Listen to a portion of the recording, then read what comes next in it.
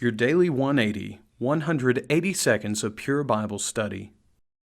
Is there a real basis for confidence when we're living in a time of confusion, a time of turmoil? Most certainly there is.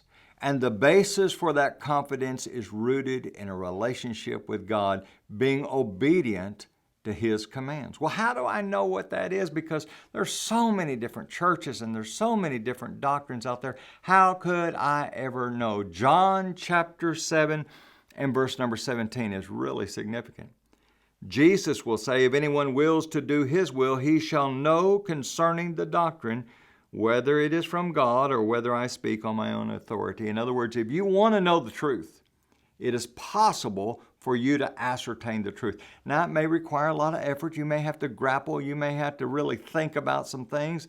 And you may have to grapple with some personal prejudice. You know, Mama always said, Daddy always said, Grandma and Grandpa always said, my favorite preacher always said.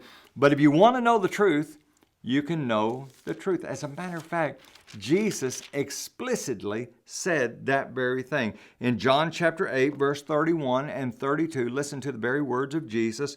Then Jesus said to those Jews who believed Him, if you abide in my word, it is the idea of living in the word of Jesus, which is Genesis 1 through Revelation 22. If you abide in my word, you are my disciples indeed.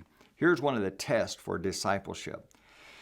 Disciples were individuals in the first century who wanted to follow their teacher, follow the rabbi, be just like their teacher. And the only way to do that is to spend time with the teacher and know the teacher. And the way we do that is by abiding in the words of Christ. We want to be like our teacher, Jesus.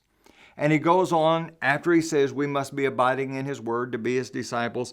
Notice verse number 32, we're tied together with that word and you shall know the truth, and the truth shall make you free. Now, that's not a promise to everyone.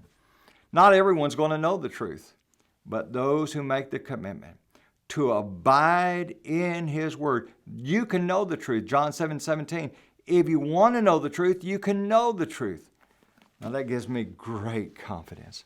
That gives me great assurance. What's right? We can go to God's word. We can look at Jesus, we can look at His word, and we can ascertain what's right. And then we need to have the courage to do it. That gives me great confidence. It should give you great confidence. And in this messed up world in which we live, where it seems like everything's out of control, we can know that the God of the Bible has total control, and we must submit to Him.